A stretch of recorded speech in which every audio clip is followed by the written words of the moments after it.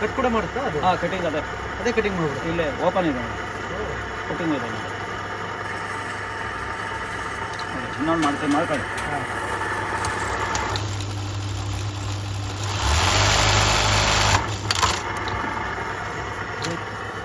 ತುಂಬ ಟೈಮ್ ಉಳಿದೋಗ್ಬಿಡ್ತಾರ ಇದರಲ್ಲಿ? ಎಲ್ಲ 1 ಸೆಕೆಂಡ್ಗೆ ಹೋಗ್ತೇವೆ, 1 ಸೆಕೆಂಡಲ್ಲಿ ಆಗ್ಬಿಡುತ್ತೆ. ಇದು ಬಟನ್. ಈಗ ನಮ್ಗೆ ಯಾವ್ದು ಬೇಕು ಅವು ಗುಂಡಿ ಹಾಂ. ಬಟನ್ಗಳು ಮ್ಯಾಚಿಂಗ್ ಕೂಡ ಹಾಕೋಣದು ಇರ್ಬೋದು. ಇವೆಲ್ಲ ನಾವು ಬಳಸ್ತೀವಿ, ನಮಗೆ ಹೆಂಗೆ ಬರುತ್ತೆ ಅಂತ ಗೊತ್ತಿರೋದಿಲ್ಲ ನೋಡಿ. ನೋಡಿ ಬಟನ್ ಕೊಡೋದಿದು ಹಾಕೋದಿಲ್ಲ.